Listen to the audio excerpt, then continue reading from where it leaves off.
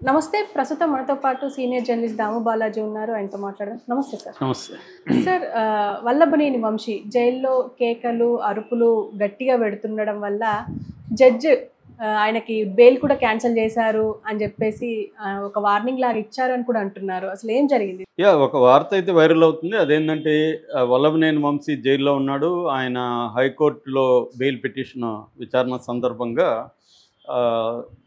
Online విచారణ జరిపారు. అంటే వర్చువల్గా ఎన్ని ప్రొడ్యూస్ చేశారో ఆ టైంలో గట్టిగా కేకలు, అరుపులు వినబడాయి. జడ్జి గారు చాలా చిరాకు పడి దాన్ని పోస్ట్పోన్ చేశారు.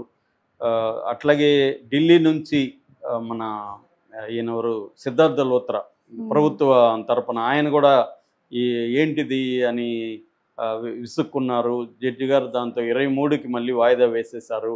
చాలా కోపంగా జడ్జి గారు తల్లాప్రగడ మల్లికార్జునరావు హైకోర్టు జడ్జి అని ఒక వార్త వైరల్ అవుతుంది. నిజానికి నేను విచారించిన దీంట్లో తెలిసింది ఏంటంటే ఇది వల్లభనేని వంశీ పెట్టిన కేకలు కాదు. ఇది ఏంటంటే ఎవరో ఒక పర్సన్ లాగిన్ అయిపోయి అనఫిషియల్గా హైకోర్టు దీంట్లోకి లాగిన్ అయిపోయి ఆ పర్సన్ కేకలు అరుపులు పెట్టినట్టుగా ఆ పర్సన్ పెట్టాడా మళ్ళీ పక్కన ఎవరన్నా పెట్టారా తెలీదు. ఈ విచారణ చేస్తుంటే కేకలు అరుపులు వినిపిస్తున్నాయి. అది వల్లభనేని వంశీ పెట్టినవో లేకపోతే జైల్లో పెట్టినవో కాదు. ఎందుకంటే జైల్లో వర్చువల్ రూము ఏర్పాటు చేసి చాలామంది ఖైదీలకి ముఖ్యంగా సెలబ్రిటీ ఖైదీలు ఇలాంటి వాళ్ళకి వర్చువల్గానే ఈ మధ్య కోర్టులు విచారిస్తూ ఉన్నాయి. ఎందుకంటే ఇంతకుముందు 15 డేస్కి 14 డేస్ పెడతారు రిమాండ్. 14 డేస్ తర్వాత కోర్టుకి తీసుకురావాలి. కోర్టుకి తీసుకురావాలంటే వీళ్ళకి ఎస్కార్ట్ పోలీసులు కావాలి. ఎస్కార్ట్ పోలీసులు ఒక్కొక్కసారి అందరికీ దొరకరు. ఎందుకంటే ఎస్కార్ట్ పోలీసులు తక్కువ ఉంటారు. వాళ్ళకి బందోబస్తు ఇంకో డ్యూటీలో ఫెస్టివల్స్ ఇంకోటో జరుగుతుంటాయి. వాళ్ళు అటు వెళ్ళిపోతారు. ఈ ఖైదీలకి రాకపోవడం వల్ల ఏమవుతుందంటే చిన్న కేసుల్లో కూడా ప్రొలాంగ్డ్ జైలు టర్మ్ అనుభవించాల్సి వస్తుంది. అందుకనే మన దేశంలో దాదాపు 5 లక్షల మంది ఖైదీలు ఉంటే అందులో 70% పైన ఖైదీలు రిమాండ్ ప్రిజనర్స్.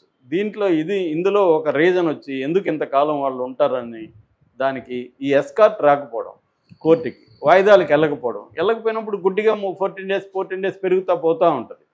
సో అందుకని ఈ మధ్య ఏం చేస్తున్నారంటే జైళ్ళల్లో వర్చువల్గా ప్రజెంట్ చేయమంటున్నారు. అక్కడ కెమెరా సిస్టమ్ అదంతా పెట్టేసుకొని దానికి ఒక యాప్ పెట్టుకొని ఇక్కడ వీళ్ళు యాప్ పెట్టుకొని కెమెరా సిస్టంలో ప్రొడ్యూస్ చేస్తే ఈ గోల లేదు, ఎస్కార్ట్ గోల లేదు. అది చేస్తున్నారు. ఈ ముఖ్యంగా సెలబ్రిటీల విషయంలో అయితే ఇది ఇంకా బెటర్ అనమాట. సెలబ్రిటీ విషయంలో వాళ్ళని తీసుకురావాలంటే ఓన్లీ ఎస్కార్ట్. ఇప్పుడు మామూలు ఖైదీలకు అయితే ముగ్గురు ఎస్కార్ట్ పోలీసులు ఉంటే సరిపోతుంది. వీళ్ళకి అట్ట కాదు కదా, వీళ్ళకి బందోబస్తు ఏర్పాటు చేయాలి. దారి పొడుగున కోర్టు దగ్గర బందోబస్తు ఇవన్నీ వ్యవహారాలు ఉంటాయి. అందుకని ఈ మధ్య ఏం చేస్తున్నారంటే ఇలాగ వర్చువల్ ఒక కోర్టు హాజరు అనేది జరుగుతుంది. అట్లాగే మన సిద్ధార్థ లోత్రా లాంటి వాళ్ళు కూడా ఈ మధ్య నేను సపరేట్ వీడియో కూడా చేసే సిద్ధార్థ లోత్రాకి 5 నెలల్లో 2,86,00,000 ఈ గవర్నమెంట్ పే చేసింది. ఎందుకు? చిన్న బెయిల్ పిటిషన్లకు కూడా ఆయనే ఆర్గ్యూ చేస్తున్నాడు. ఇప్పుడు ఇతంది బెయిల్ పిటిషను. ఈ బెయిల్ పిటిషన్కి సిద్ధార్థ లోత్రా అవసరమా అంటే వాళ్ళ ఇష్టం, అది గవర్నమెంట్ ఇష్టం. గవర్నమెంట్ చంద్రబాబుకు ఒకప్పుడు సిద్ధార్థ లోత్రా ఉపయోగపడ్డాడు కాబట్టి తన గవర్నమెంట్ డబ్బుల్ని సిద్ధార్థ లోత్రాకి ఈ రకంగా ఆయన పెట్టదలుచుకున్నాడు. 5 నెలల్లో 2,86,00,000 అంటే ఈ 5 ఏళ్ళకి ఎంత వెళ్తుందో మనం ఊహించుకోవచ్చు.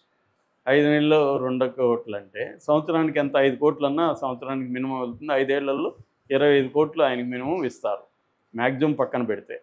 సో ఈ రేంజ్లో జరుగుతుందన్నమాట. అయితే ఇక్కడ ఇంకొకటి కూడా ఏంటంటే కొన్ని డెవలప్మెంట్స్ జరిగాయి. ఒకటి వచ్చి ఇతని మీద బేసిక్గా ఏంటి కేసు, సత్యవర్ధన్ అనే ఒక వ్యక్తిని 23 ఏళ్ళ అబ్బాయి, అతను ఎవరు అంటే అక్కడ మన తెలుగుదేశం పార్టీ ఆఫీసులో కంప్యూటర్ ఆపరేటర్గా పనిచేసేవాడు. వీళ్ళు తెలుగుదేశం ఆఫీస్ మీద ఈ వల్లభనేని వంశీ మనుషులు దాడి చేశారు. ఆ కేసు ఇతని మీద ఉంది.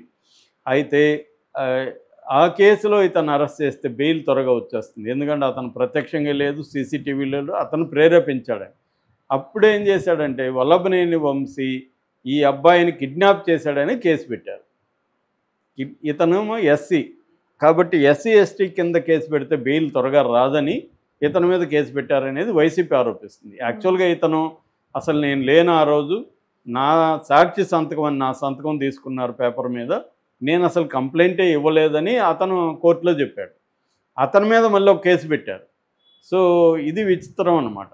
అతను సొంతంగా చెప్తే అతను డబ్బులు తీసుకొని ఇలా చెప్పాడని అతని మీద కేసు పెట్టారు.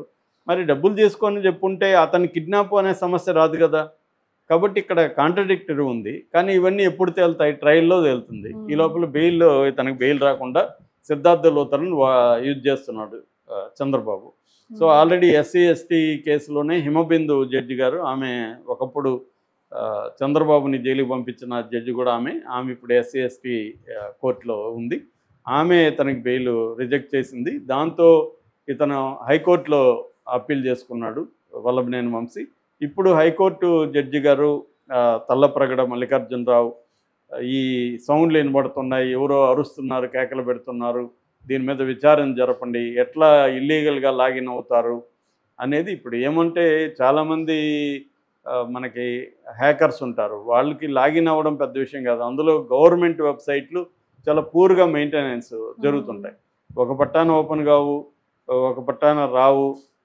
అందువల్ల వాటిని హ్యాక్ చేయడం పెద్ద విషయం కాదు. అలాగే ఎవరో హ్యాక్ చేశారు అంటే వల్లభనేని వంశీని ఇబ్బంది పెట్టడానికి తెలుగుదేశం వాళ్ళు హ్యాక్ చేశారా అనేది కూడా తెలియాలి. ఎందుకంటే ఇప్పుడు కరెక్ట్గా ఆ టైంకి వాళ్ళు ఎందుకు హ్యాక్ చేశారు? వల్లభనేని వంశీ వాళ్ళు అయితే చేసి ఉంటారు కదా, వాళ్ళకి ఇబ్బంది కదా అది. అలా చేసి డిస్టర్బ్ చేస్తే అంటే ఇక్కడ జడ్జి గారి కోపం తెప్పిస్తే బెయిల్ ఇవ్వకుండా చేయొచ్చు అనేది ఒక యాంగిల్.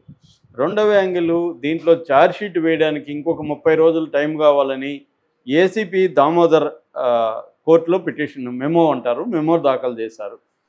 ఎందుకంటే మాకు ఛార్జ్షీట్కి టైం కావాలి, మేము ఇంకొన్ని సాక్షుల సేకరించాలి, ఇంకొన్ని సాక్ష్యాధారాలను సేకరించాలి, ఇంకొంతమంది సాక్షులను విచారించాలి, దీంట్లో ఉన్న కారుని ఇప్పటి వరకు మేము సీజ్ చేయలేదు. సో కొంతమంది నిందితులు పరారులో ఉన్నారు, వాళ్ళని పట్టుకురావాలి. ఇవన్నీ చేయాలంటే ఇతను జైల్లోనే ఉండాలి. ఇతను కానీ బయటకు వస్తే మా పనులకి ఆటంకం కలిగించవచ్చు. కాబట్టి ఇతనికి బెయిల్ ఇవ్వద్దు అనేది కూడా వీళ్ళు వేశారన్నమాట పోలీసులు. ఇదంతా కూడా రొటీన్గా జరిగేదే. అంటే ఒక రాజకీయ ప్రత్యర్థిని జైల్లో వేసినాక మ్యాక్సిమం జైల్లోనే ఉంచాలనేది ప్రతి పొలిటికల్ పార్టీ అనుకుంటుంది. ఇమీడియట్గా బెయిల్ రాకుండా ఏం చేయాలి అనేది చంద్రబాబుకు, అందులో మన దేశంలో ఉండే వివిధ వ్యవస్థల మీద చంద్రబాబుకు ఉండే పట్టు, ఆ వ్యవస్థల్లో తన మనుషుల్ని ఎలా పెట్టడం, ఒక లాంగ్ టర్మ్ ప్లాన్లో ప్లాన్ చేసుకుంటా వెళ్తే వాళ్ళు గ్రో అయ్యి పైకి వెళ్ళిపోతారు. సో ఆ యాంగిల్లో ఆయన చేసుకుంటా వస్తున్నాడు. అందుకనే ఆయన విజనరీ అంటారు.